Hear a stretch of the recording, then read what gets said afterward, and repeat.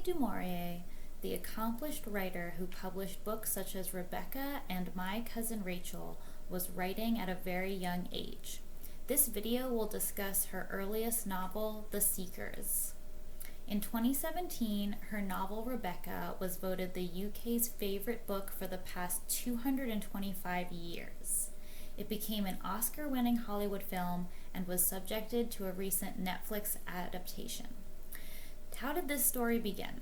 Daphne du Maurier was the middle child of Gerald du Maurier and his wife Muriel Beaumont. She had an older sister, Angela, and a younger sister, Jean.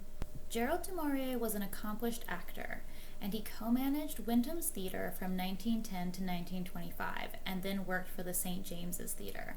He was knighted during 1922, and he produced his own father's play, Trilby, with Herbert Boham Tree before 1900. So by the 1890s and early 1900s, Gerald du Maurier was largely a household name.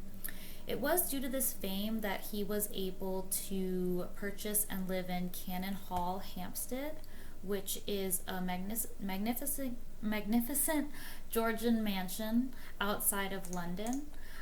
It contains 5 reception rooms, a billiards room, and an indoor swimming pool, and it is where Daphne grew up starting at the age of 9.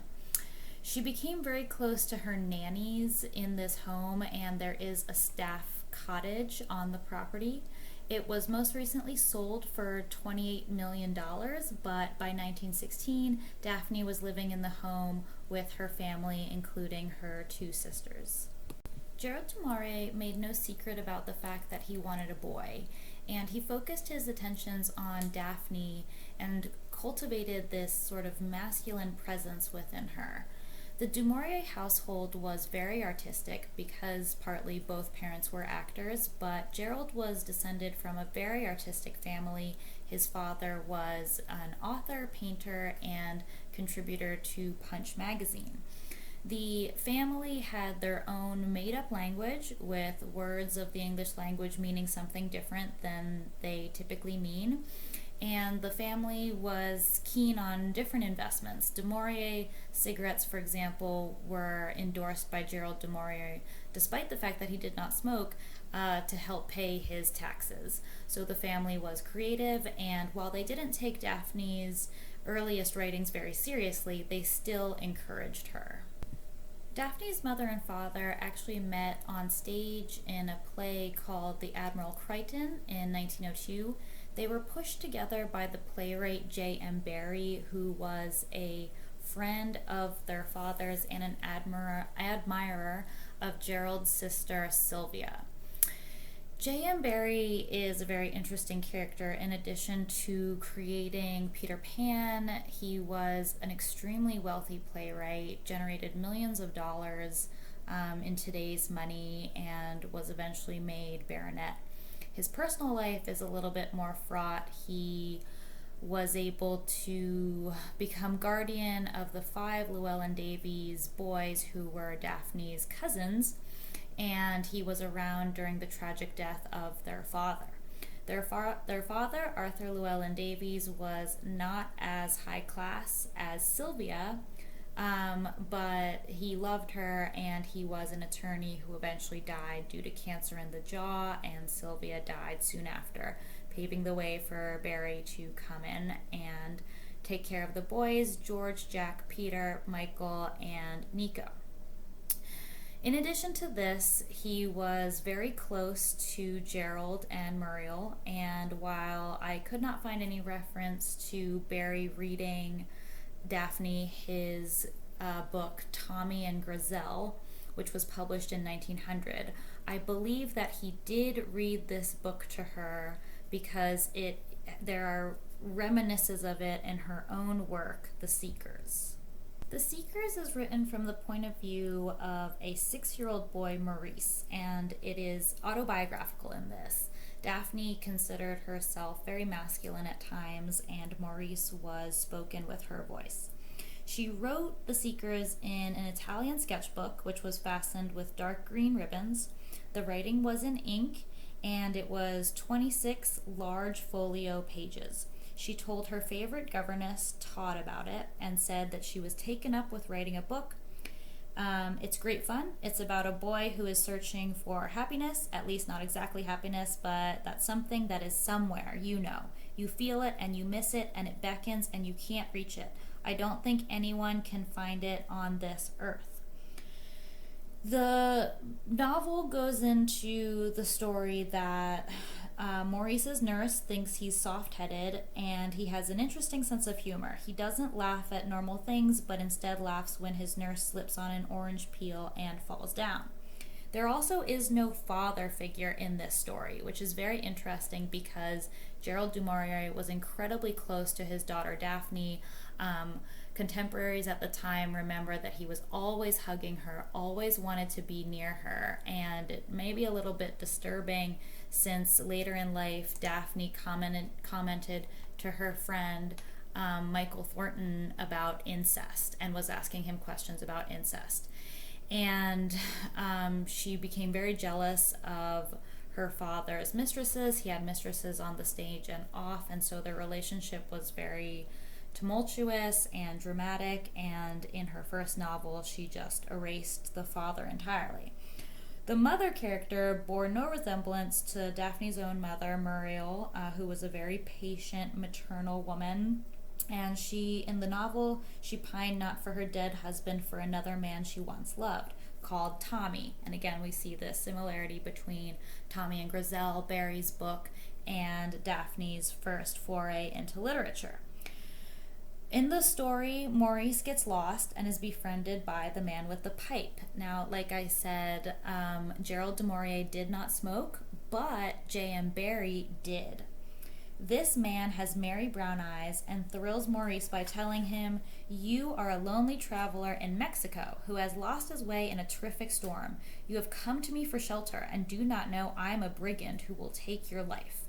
Barrie had blue eyes, not brown, but Barrie also was someone who clung to children and got along very well with children, including Daphne's cousins, the Llewellyn Davies.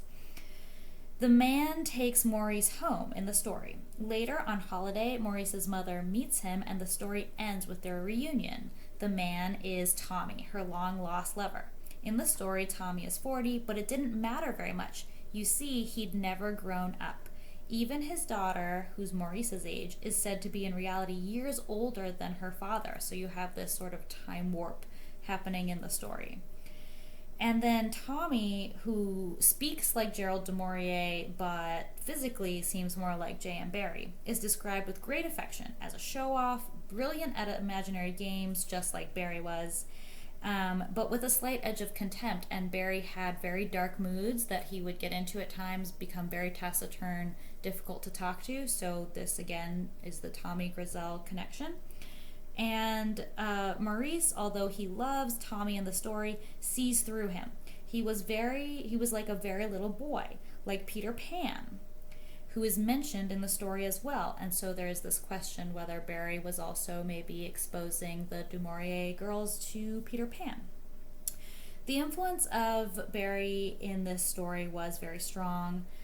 He was Uncle Jim to the du Maurier girls, just as he was to the Llewellyn Davies boys before he began being called Bart when he became their guardian. Daphne enjoyed playing with Uncle Jim and completely identified with his creation of fantasy lives. He emphasized imaginary islands and forests, and these became real places to her.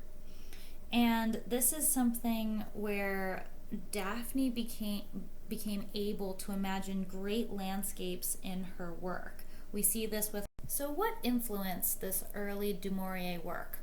Well, Daphne's own grandfather, George du Maurier, in his novel Peter Ibbotson, published in 1891, described similar things.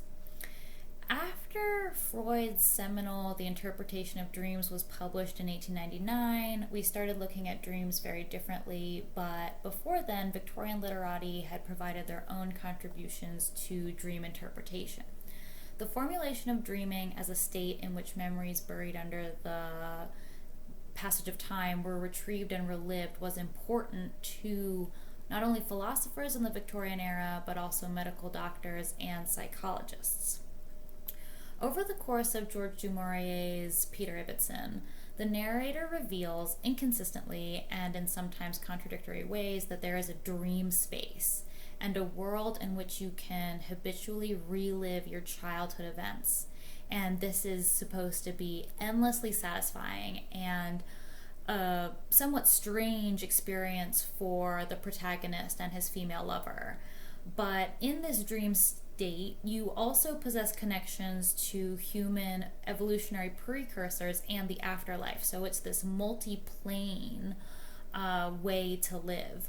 And in Peter Ibbotson, habit is not an enemy of novelty and experience, but it's important. It's important that you start to dream true, quote unquote, which is a form of intense, consciously directed dreaming practiced by the novel's central characters.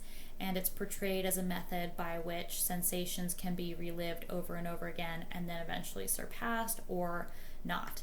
And so this was a novel that Barrie read and enjoyed and was extremely influenced by. There's a theory that he named Peter Pan after Peter Ibbotson, the main character. There's all of this cultural reverberance that happened after this novel, you know, the reliving of your own memories and what it takes to dive into your subconscious, and can we live on multiple planes. And so this was in the background of Daphne's early piece.